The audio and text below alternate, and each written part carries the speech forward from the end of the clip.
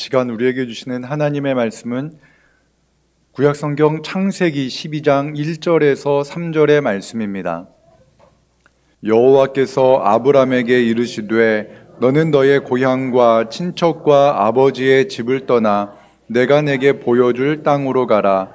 내가 너로 큰 민족을 이루고 내게 복을 주어 내 이름을 창대하게 하리니 너는 복이 될지라.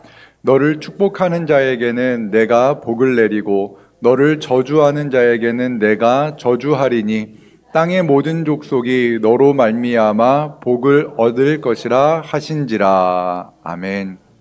오늘부터 오늘의 씨앗 성경 읽기를 위해서 성경의 각 내용들을 각 책별로 함께 공부하는 시간을 가지려고 합니다. 물론 우리가 성경을 많이 읽고 그래서 성경의 내용들을 빠삭하게 잘 알 수도 있지만 생각보다 우리가 성경을 잘 모를 때가 있습니다. 그리고 우리가 오늘의 씨앗 성경 읽기를 통해서 태어나서 처음으로 성경 통독에 성공했다는 분들도 종종 이야기를 듣습니다. 여러분 성경 읽기 하고 계시죠? 네, 한 2분 정도는 지금 조금 이게 좀 표정이 네, 그럴 수 있는데요. 올해 작년부터 해가지고 계속 성경을 읽고 계시는 분들이 계시고 꼭 한번 읽어봐야겠다. 그리고 바쁘긴 하지만 그래도 조금씩이라도 읽는 분들이 다 계신 줄로 아는데요. 우리 진지동교회에서는 그 신앙교육에 있어서 두 가지 중요한 책이 있습니다. 하나는 성경입니다. 오늘의 씨앗 성경 읽기를 우리 모두가 함께 같이 하고 1년에 1독, 1년에 2독 이렇게 우리가 목표를 세우고 하나님의 말씀을 읽을수록 다른 세상의 것들과 접촉하는 시간이 좀 줄어듭니다.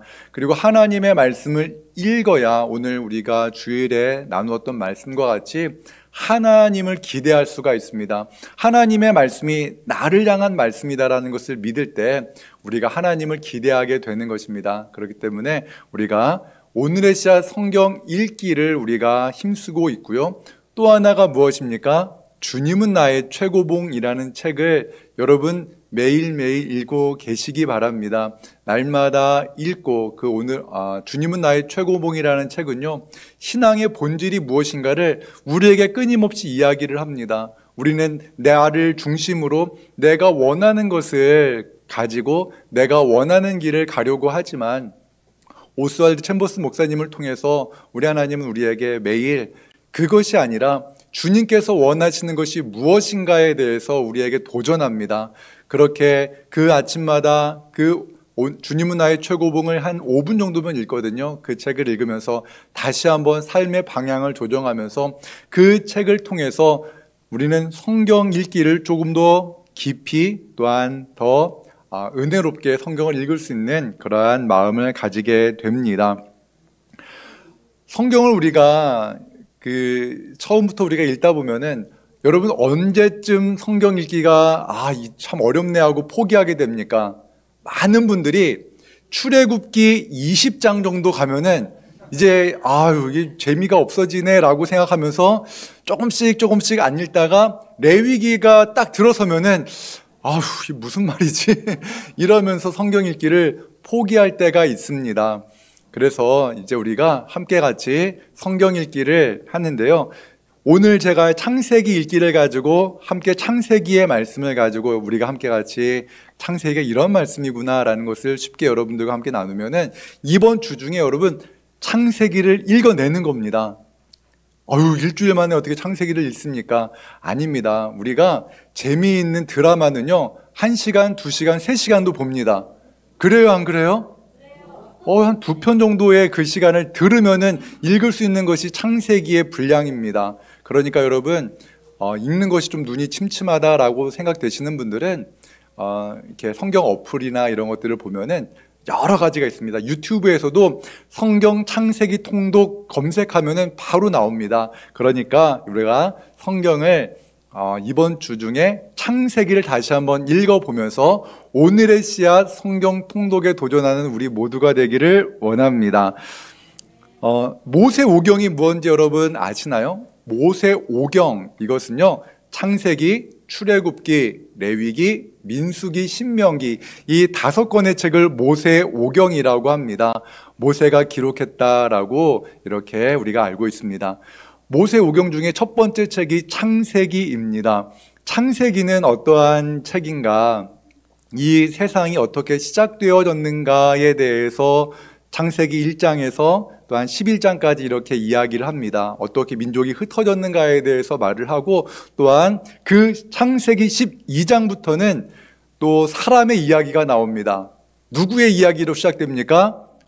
아브라함으로부터 시작되어져서 아브라함의 아들 이삭, 그리고 이삭의 아들 누구죠? 야곱. 그 다음에 야곱의 12아들들의 이야기가 이렇게 기록되어져 있는 것이 창세기의 말씀입니다. 창세기는 태초에 하나님이 천지를 창조하시니라 라는 말씀으로 시작되어지면서 어떻게 해서 이스라엘 민족이 형성되어졌는가에 대해서 이야기가 기록되어지는 내용이다라고 우리가 이해하시면 됩니다. 그래서 오늘 우리가 성경에서 창세기의 말씀 가운데 중요한 성경 구절을 하나하나 읽어가면서 내용이 무엇인가를 큰 그림을 그리면서 오늘 이해하는 시간으로 가지면 되겠습니다.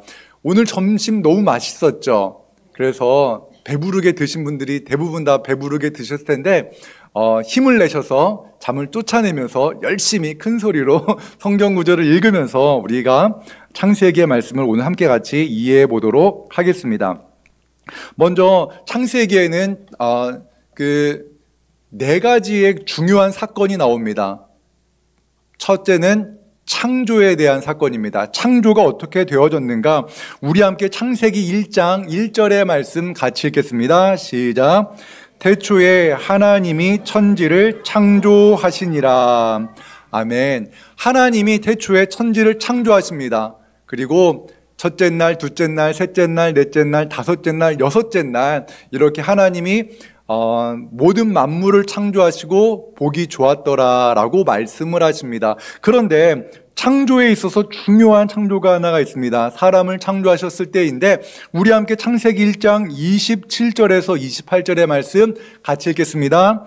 하나님이 자기 형상 곧 하나님의 형상대로 사람을 창조하시되 남자와 여자를 창조하시고 하나님이 그들에게 복을 주시며 하나님이 그들에게 이르시되 생육하고 번성하여 땅에 충만하라. 땅을 정복하라. 바다의 물고기와 하늘의 새와 땅에 움직이는 모든 생물을 다스리라 하시니라. 아멘. 하나님께서는 하나님의 형상대로 사람을 창조하신 겁니다. 그러니까 우리가 하나님의 형상대로 창조되어졌습니다. 창조하셨는데 남자와 여자로 창조하셨다라고 분명히 말씀합니다. 남자와 여자로 창조한 것입니다. 요즘에는 성이 너무나 여러 가지라고 이렇게 이야기를 하는데 하나님은 남자와 여자로 창조하셨음을 분명히 말씀하십니다. 그런데 이 하나님의 형상대로 창조되어진 인간에게 하나님께서 여러 가지 것들을 다 자유하게 모든 것들을 누리라고 하셨습니다. 하지만 금하신 것이 하나가 있었습니다. 그것이 무엇입니까? 바로 선악을 알게 하는 나무의 실과는 먹지 말라 말씀하셨습니다. 그런데 하나님이 창조한 것 중에서 가장 간교한 뱀이 하와에게 접근해서 그 선악과를 먹게 만듭니다. 그것을 먹으면 하나님과 같이 될 것이다 라고 이렇게 유혹을 해서 하와가 그 선악을 알게 하는 실과를 먹고 자기와 함께하는 남편에게도 주어서 선악을 알게 하는 실과를 먹었습니다. 그런데 그 선악과를 먹은 후에 하나님처럼 되었습니까? 아닙니다. 선악을 알게 하는 그 실과를 먹은 후에 자신의 존재를 알게 됩니다. 자신이 벌거벗었음을 알게 되고 어떻게 하는가? 하나님을 피해 숨어버립니다. 하나님을 피해 숨어버린 인간, 그리고 서로 남자와 여자가 서로 사랑하고 아끼고 존중하는 관계였음에도 불구하고 그 죄악을 깨닫고 죄를 짓고 난 후에부터는 그들이 서로 분열합니다. 너 탓이다. 내 뼈 중에 빼요라고 말했던 그 아담의 말이 바뀝니다. 하나님이 나에게 주셔서 나와 함께 살게 하신 그 여자가 그 실과를 나에게 주어서 먹었습니다. 내 죄는 그 여인 때문입니다라고 말을 하며 하나님과 자신이 사랑하던 여자에게 죄를 돌리는 그러한 죄를 범합니다. 그 죄를 지은 후에 하나님께서는 아담과 하와를 에덴 동산에서 내보내십니다. 그 벗은 몸을 감추기 위해 하나님께서는 그들에게 가죽옷을 지어 입히십니다. 하나님은 변함없이 그들을 사랑하시지만 그들을 에덴 동산에서 내보내십니다. 그 일 있은 후에 그 타락으로 말미암아 어떤 일이 벌어지는가 중요한 하나의 하나님의 약속 또한 하나님의 계시의 말씀이 있습니다. 창세기 3장 15절의 말씀을 같이 읽습니다. 내가 너로 여자와 원수가 되게 하고 내 후손도 여자의 후손과 원수가 되게 하리니 여자의 후손은 내 머리를 상하게 할 것이요 너는 그의 발꿈치를 상하게 할 것이니라 하시고. 아멘. 이것이 바로 이 사탄으로 말미암아 그 마귀의 유혹으로 말미암아 범죄한 인간들의 죄가 어떻게 해서 해결이 되어지는가를 예언하는 말씀입니다. 여자의 후손, 두 번째 아담이 이 땅에 오심으로 말미암아 예수 그리스도께서 이 땅에 오심으로 말미암아 십자가에 달려 죽으심으로 그 죄의 문제가 해결되어집니다. 이것이 바로 우리 하나님께서 약속하신 말씀입니다. 그런데 여러분, 이 성경 우리 창세기를 보다 보면요, 계보, 우리 옛말로는 족보가 여러 번 등장합니다. 그렇죠. 족보를 읽다가도 아이고 이거 뭐 누가 낳고 하다가 아유 이게 무슨 내용이야 라고 이렇게 우리가 그 내용들을 좀 이렇게 좀 별것 아니지라는 생각으로 이렇게 읽을 때가 있습니다. 물론 그 사람을 다 외울 필요는 없습니다. 그런데 이 계보가 왜 중요한가? 이 계보는요, 시간을 말하고 하나님께서 누구를 택하셨는가에 대한 말씀이 나옵니다. 하나님께서 아담과 하와를 창조하셨고 아담과 하와 사이에서 처음 태어난 아들의 이름이 누구냐면은 가인입니다. 둘째 아들이 아벨입니다. 그런데 어떤 일이 벌어집니까? 죄악으로 말미암아 가인이 아벨을 쳐 죽이는 일이 벌어집니다. 형이 동생을 죽이는 겁니다. 그 일로 인해서 가인은 또한 아담의 후손에서 떨어져 나갑니다. 그런데 성경은 가인의 계보를 기록해 놓습니다. 가인의 계보를 이렇게 쭉 기록해 놓는데 그 죄악으로 말미암아 동생을 죽인 가인의 계보는 어디까지 이어지느냐? 라멕까지 이어집니다. 라멕은 어떠한 사람이었냐면요, 아내를 2명을 취했고 또한 자신의 상처 때문에 소년을 죽였다라는 것을 자랑스럽게 이야기를 합니다. 그리고 또한 자신에게 이 범죄함으로 말미암아 내가 이렇게 사람을 죽였는데 혹시라도 나에게 해를 끼치려는 사람이 있으면 엄청난 복수를 당할 것이다라고 이렇게 잔혹한 경고를 하는 그러한 사람입니다. 그것이 바로 가인의 후손이었고 또한 그때가 바로 어떠한 시대였는가를 말하는데 그것이 바로 노아 홍수 당시의 시대적 상황이다라는 것을 말합니다. 그리고 아담이 하와와 동침하여서 또 하나의 아들을 낳는데 그 이름이 셋입니다. 셋으로부터 해서 계보가 쭉 이어집니다. 족보가 쭉 이어지는데 누구까지 이어질까요? 누구까지 이어질까요? 한번 생각해 보세요. 네, 맞아요. 그 노아까지 이어집니다. 왜냐하면은 노아 홍수까지 이어지는 계보이기 때문에 아담으로부터 해서 셋, 그래서 쭈쭈쭈쭉 내려오다가 누구까지 이어지는가? 노아까지 이어집니다. 이것은 시간의 흐름을 말합니다. 그리고 중요한 순간에 계보는 잠시 멈춥니다. 그러니까 그 가인의 계보는요, 라멕에게서 딱 끝납니다. 그 이후에를 이야기를 하지 않습니다. 그런데 그 이후에 시대가 어떻게 되었는가를 잠시 말해주는 것은 라멕이 사람을 죽이고 자기가 원하는 아내들을 여러 그렇게 데리고 사는 그러한 모습들을 보여주면서 그 당시의 시대상을 말해주고 또한 아담의 후손을 쭉 이야기를 하는데 어디까지 이야기하는가? 노아까지 이야기하면서 노아 이후에 또한 새로운 시대가 열릴 것이다 라고 말을 합니다. 여기서 바로 처음에 말했던 것처럼 창조 그리고 타락 그 다음에 이제 심판이 이어지는 겁니다.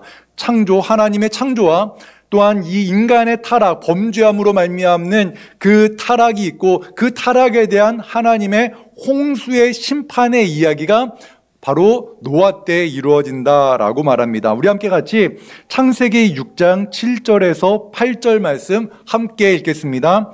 이르시되 내가 창조한 사람을 내가 지면에서 쓸어버리되 사람으로부터 가축과 기는 것과 공중의 새까지 그리하리니 이는 내가 그것들을 지었음을 한탄함이니라 하시니라. 그러나 노아는 여호와께 은혜를 입었더라. 아멘. 노아가 하나님께 은혜를 입었습니다. 온 땅이 부패하였고 이로 인해 하나님은 홍수로 땅을 심판하십니다. 그리고 노아와 그의 아내 그리고 세 아들과 그의 아내들, 그러니까 노아의 세 아들과 세 자부는 구원을 받습니다. 또한 방주에 탄 코로 호흡하는 생명들은 그 방주로 인해서 생명을 구원받습니다. 그런데 중요한 것은 이겁니다. 노아가 완전한 사람이기 때문에 구원받았습니까? 아닙니다. 성경은 노아가 완전한 사람이다라고 말하지 않습니다. 성경은 이렇게 말합니다. 사람이 어려서부터 그 생각이 악하다라는 것을 말합니다. 노아 역시 포도나무를 키우고 포도 열매로 포도주를 만들어서 마시고 술에 취해 이렇게 벌거벗고 잠을 자는 그러한 모습을 성경은 기록을 합니다. 노아도 완전한 인간은 아니다라는 것을 말합니다. 그리고 노아의 이제 후손들이 나옵니다. 셈, 함, 야벳을 통해서 이제 자손들이 퍼져 나갑니다.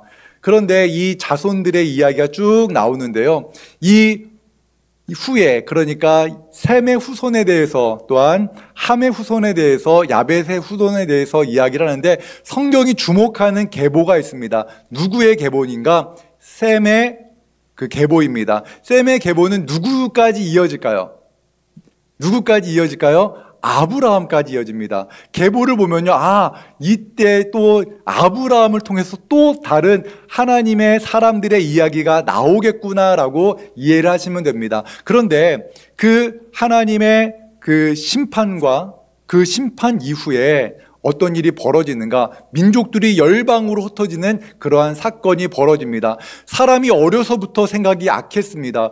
노아의 후손이라면, 그 훌륭하고 의인이라 불림받았던 노아의 후손이라면 다 의로운 삶을 살아야 할 것 같은데 그렇지 않습니다. 함도 그러했고 또한 그 후손들의 생각이 어려서부터 악했습니다. 그래서 그 홍수 후에 사람들은 모여서 탑을 쌓고 우리가 흩어짐을 면하자, 하늘까지 닿자라고 이렇게 계획을 하고 그 탑을 쌓기 시작합니다. 신할평지에서 탑을 쌓기 시작했는데 그 일로 인해서 하나님께서 이렇게 말씀하십니다. 창세기 11장 8절에서 9절의 말씀 읽습니다. 여호와께서 거기서 그들을 온 지면에 흩으셨으므로 그들이 도시를 건설하기를 그쳤더라. 그러므로 그 이름을 바벨이라 하니 이는 여호와께서 거기서 온 땅의 언어를 혼잡하게 하셨음이니라. 여호와께서 거기서 그들을 온 지면에 흩으셨더라. 아멘. 이 바벨 사건, 이 탑을 쌓고 그 일로 인해서 하나님이 언어를 흩으시고 사람들을 다 흩어보내신 이 사건, 이것은 언제 다시 언어가 하나가 되어지는 사건이 잠시 나오는가? 사도행전의 말씀을 보면 성령이 충만한 사람들이 언어로 각기 방언으로 말하는데 모든 사람들이 자기 나라의 언어로 그 하나님의 크신 일을 듣는 그러한 놀라운 사건이 이루어집니다. 그런데 이렇게 언어가 흩어지는 이 사건을 통해서 민족이 다 흩어집니다. 지금 우리도 누구의 후손입니까? 우리는 아담의 후손이지만 또한 우리는 노아의 후손입니다. 노아의 후손으로 우리가 이 대한민국 땅에서 살고 있다는 것을 성경은 우리에게 말합니다. 그런데 이제 앞서 말씀드린 것처럼 노아의 후손 중에 셈의 후손 중에 아브라함까지 계보가 쭉 이어집니다. 그리고 이제 창세기 12장부터는 사람의 이야기가 나옵니다. 사람의 이야기, 누구의 이야기입니까? 아브라함, 하나님이 택하신 아브라함의 이야기가 나옵니다. 아브라함이 왜 중요한가? 우리 함께 같이 마태복음 1장 1절의 말씀 같이 읽겠습니다. 시작. 아브라함과 다윗의 자손 예수 그리스도의 계보라. 여러분, 마태복음도요, 계보로 시작되어집니다. 계보인데 누구로부터 시작되어지는 계보입니까? 아브라함과 다윗의 자손 예수 그리스도의 계보다. 아브라함으로부터 시작해서 다윗 왕을 거쳐서 예수 그리스도로 이어지는 그 계보가 시작되어집니다. 그래서 마태복음 1장에서도 누가 누구를 낳고 이렇게 쭉 나오게 됩니다. 여기서 우리가 이제 아브라함이 과연 어떠한 사람이었길래 하나님은 그를 택하셨는가에 대해서 우리가 함께 같이 이제 살펴보려고 합니다. 하나님과의 관계, 우리가 함께 같이 창세기 12장 1절과 2절의 말씀을 같이 읽겠습니다. 시작. 여호와께서 아브라함에게 이르시되 너는 너의 고향과 친척과 아버지의 집을 떠나 내가 내게 보여줄 땅으로 가라. 내가 너로 큰 민족을 이루고 내게 복을 주어 내 이름을 창대하게 하리니 너는 복이 될지라. 아멘. 여러분, 아브라함을 하나님이 왜 택하셨습니까? 우리는 잘 모릅니다. 하나님이 왜 우리를 구원하셨습니까? 모릅니다. 은혜로밖에 설명할 수가 없어요. 그렇죠? 한 성도가 찾아와서 제가 구원받았는지 제가 하나님의 백성인지 때때로 의심이 갑니다. 왜 그렇습니까? 그랬더니 자신이 날마다 죄를 짓고 넘어진대요. 여러분, 하나님께서 우리를 구원하신 것이 우리가 완전하기 때문에, 완벽하기 때문입니까? 여러분, 아닙니다. 아브라함의 삶의 이야기를 보십시오. 우리가 성경을 읽을 때요, 하나님께서 택하신 사람들이 어떠한 사람인가를 여러분 곰곰이 읽어보면요, 완전한 사람이 있다고 말합니까? 없다고 말합니까? 없습니다. 우리가 오늘도 주일 예배 때 아브라함에 대해서 이야기를 나누었는데 아브라함이 완벽하지 않았습니다. 믿음이 흔들거렸고 때로는 아내를 가리켜 여동생이라고 말하기도 했고, 또한 그의 아내가 약간은 좀 미안한 마음에 여종에게로 들어가려니까 그냥 좋다고 이렇게 들어갔던 것이 바로 아브라함입니다. 연약합니다. 죄인입니다. 그럼에도 불구하고 하나님이 그를 택하셔서 그를 통하여서 이스라엘 민족을 세우시는 그러한 은혜가 있습니다. 마찬가지입니다. 우리가 하나님의 은혜를 받고 구원받아서 이렇게 예배하는 모든 것들은 우리가 설명할 수 없습니다. 하나님의 은혜인 줄로 믿으시기 바랍니다. 하나님께서는요, 그 아브라함의 연약함을 알고 계십니다. 그리고 아브라함이 얼마나 후손에 대한, 가족에 대한 애가 강했는지 압니다. 처음에 아브라함은요, 조카 롯을 자기 자녀처럼 생각했습니다. 그런데 어떻게 됩니까? 조카 롯이 아브라함과 분리되어져서 그는 소돔 땅으로 가서 살게 됩니다. 그리고 이스마엘을 얻은 후에도 아브라함은 이스마엘을 자신의 아들, 그렇게 아들로 삼고 그를 통해서 그의 모든 재산을 그에게 넘겨주기를 바라며 살아갔습니다. 하지만 하나님은 그렇게 하지 않으셨습니다. 이스마엘도 떠나 보내셨습니다. 그런데 중요한 것은 하나님께서는 롯의 계보도 이야기를 하시고 또한 이스마엘의 계보도 말씀합니다. 롯의 계보는요, 조금은 좀 복잡합니다. 롯이 소돔 땅에서 하나님의 심판을 피했을 때 그의 두 딸이 아버지와 동침을 합니다. 그래서 낳은 그 두 아들이 한 지파를 이루어서 큰 민족을 이루게 되는데 모압과 암몬이 그렇게 시작되어졌다라고 말을 하면서 롯의 계보를 이야기를 합니다. 또한 이스마엘도 12명의 아들을 낳고 그 계보가 이렇게 나옵니다. 하지만 그들은 하나님께서 택하신 자녀가 아닙니다. 하나님께서는 누구를 택하셨습니까? 이삭을 주셨습니다. 이삭을 언제 주셨는가? 아브라함이 100세 때, 그리고 그의 아내 사라가 90세 때 그 자녀 이삭을 얻게 됩니다. 아브라함의 믿음이 비로소 좀 제대로 되어진 믿음을 갖게 된 때가 언제인가? 바로 이삭을 낳은 후에 아브라함의 믿음이 조금 더 견고해졌습니다. 완전하다는 것은 아닙니다. 하나님의 놀라운 은혜를 경험하고 나니까, 하나님의 일하심과 하나님의 전능하심을 경험하고 나니까 그의 옛 생각들, 그 불신앙적인 것들이 많이 사라졌다라는 것입니다. 그런데 하나님께서는 그 아브라함이 그의 아들 이스마엘을 떠나보낸 후 얼마 지나지 않아서 그 독자 이삭을 하나님께 번제로 바치라고 말씀하십니다. 그런데 사실은 이런 일이 벌어지면 사실은 먼저 사라에게 여보, 하나님이 나한테 이런 말씀을 하셨는데 어떡하지? 되게 두려웠을 겁니다. 자칫 잘못하면 사라에게 엄청 구박받을 겁니다. 일평생 어떻게 나와 상의도 하지 않고 이삭을 번제로 바칠 생각을 했냐고 막 혼날지도 모르지만 그날 아침에, 이른 아침에 아브라함은 그 자녀를 데리고, 이삭을 데리고 하나님께서 지시한 땅에 가서 그를 번제로 드리려고 합니다.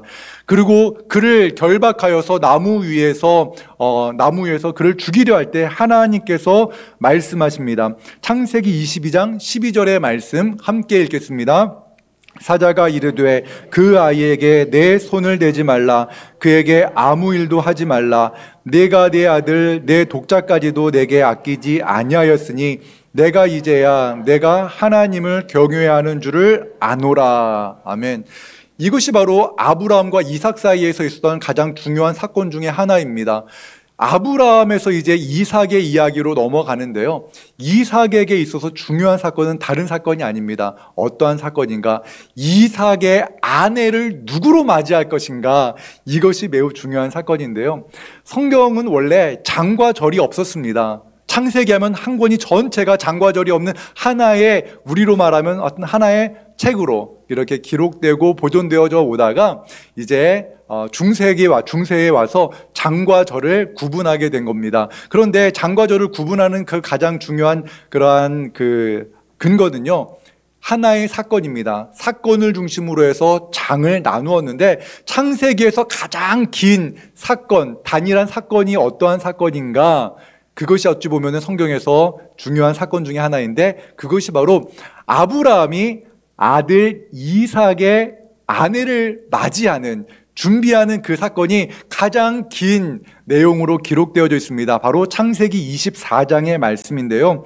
창세기 24장의 말씀에서 아브라함은요, 그 늙은 종에게 가나안 족속 중에 딸을 아내로 맞이하지 말고 내 친족에게 가서 그곳에서 며느리를 얻어오라고 이렇게 말을 합니다. 그래서 그의 늙은 종이 그 아브라함의 고향에 가서 며느리를 얻는 그 사건이 길게 나옵니다. 창세기 24장의 말씀을 읽을 때 왜 이렇게 길지?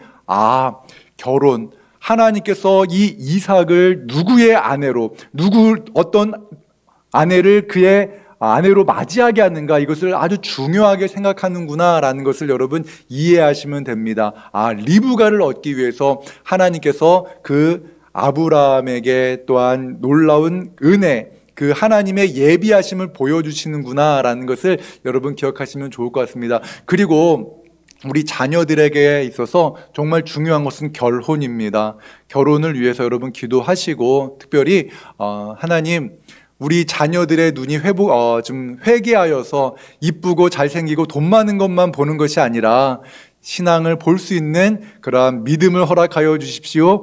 기도하기를 바랍니다. 그리고 여러분, 지금 여러분들이 만나서 함께 사는 분은요, 하나님이 예비해 두신 분입니다. 꼭 기억하세요. 하나님 그때 제가 믿음이 없어가지고. 아닙니다. 여러분의 죄가 아닙니다. 하나님이 예비해 두신 분입니다. 그러니까 그렇게 잘 믿음으로 사랑하시기를 주님의 이름으로 축원합니다. 그리고 이제 리브가가 이제 이삭과 결혼을 했는데 자녀를 낳지 못합니다. 자녀를 임신하지 못합니다. 그런데 하나님께서 그에게, 리브가에게 말씀하십니다. 은혜를 베풀어 주셔서 리브가가 아이를 잉태했는데 쌍둥이를 잉태합니다. 창세기 25장 23절의 말씀 함께 읽겠습니다. 여호와께서 그에게 이르시되 두 국민이 내 태중에 있구나. 두 민족이 내 복중에서부터 나누이리라. 이 족속이 저 족속보다 강하겠고 큰 자가 어린 자를 섬기리라 하셨더라. 아멘. 리브가의 태중에 에서와 야곱이 있습니다. 그런데 이미 태중에 있을 때 하나님께서는 누구를 택하셨다고 말합니까?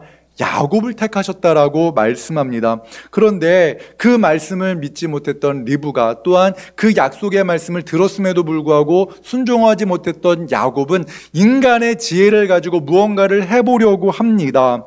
그래서 어떻게 됩니까? 야곱은 형을 속이고 장자의 축복권을 빼앗으려 합니다. 그의 모친도 그렇게 해서 아버지로부터 장자 에서가 받아야 될 축복을 다 빼앗습니다. 그 일로 인해서 에서는 야곱 동생을 죽이려고 합니다. 그 일로 인해 어떤 일이 벌어집니까? 야곱은 도망갑니다. 외갓집으로 도망가서 그곳에서 오랜 시간을 보내게 됩니다. 그곳에서 4명의 아내를 얻습니다. 사실 야곱은요, 굉장히 내향적인 사람입니다. 아빠 엄마가 사는 것을 보면서 나는 한 명만 사랑하고 싶어. 그래서 라헬을 정말 사랑했는데 어떻게 됩니까? 4명의 아내를 거느립니다. 저는 한 명도 참, 그쵸, 한 명만으로도 참 쉽지 않은 인생인데 4명의 아내를 얻었는데 참 대단합니다. 참 힘들었을 것 같아요.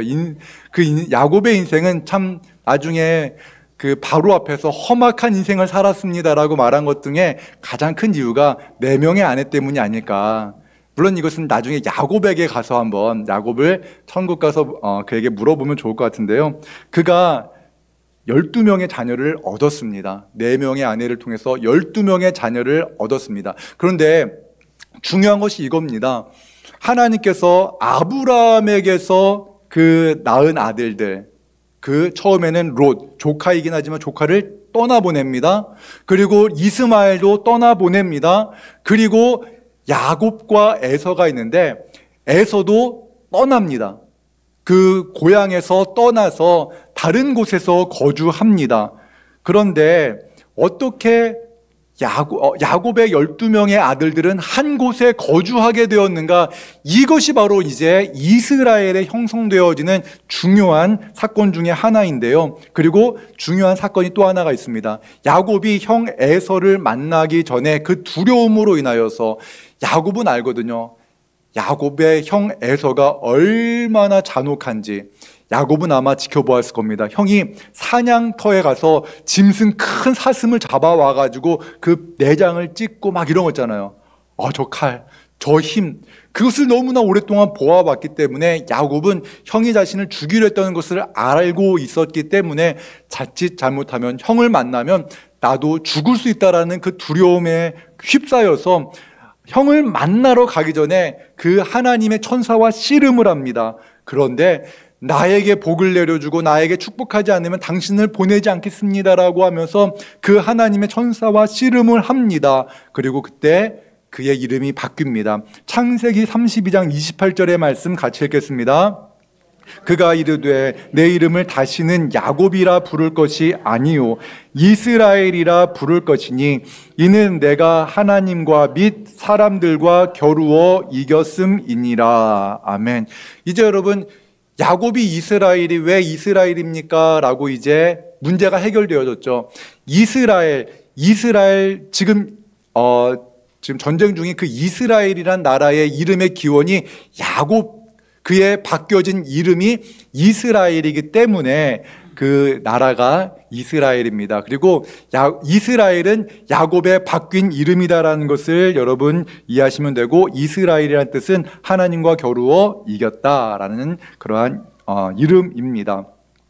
그리고 이제 야곱이 12명의 아들들과 함께 같이 살아갑니다. 그런데 앞서 말씀드렸잖아요. 야곱은 한 사람만 사랑했습니다. 그 사랑한 사람은 라헬입니다. 라헬이 낳은 첫째 아들이 바로 요셉인데 요셉만 좋아했습니다. 요셉만 좋아하다 보니까 요셉을 편애하고 요셉에게 좋은 옷을 입히고 요셉은 일도 안 시키고 이러다 보니까 형들이 그를 시기했습니다. 그리고 요셉은 아주 똑똑했던 것 같아요. 말을 굉장히 잘했고 그의 말을 그냥 가감없이 말하는 그러한 외향적 성향이었던 것 같습니다. 막 이렇게 이야기를 하니까 요셉을 형들이 불편해하고 또한 그를 향한 분노의 마음을 가지고 있었는데, 형들이 일을 하다가 요셉을 보고 요셉이 혼자 아버지의 심부름으로 형들이 잘 있나 알아보려 갈 때 그 형들이 그를 죽이기로 계획합니다. 그런데 죽이지 않고 그를 이스마엘 상인들에게 팔아 넘깁니다. 그런데 그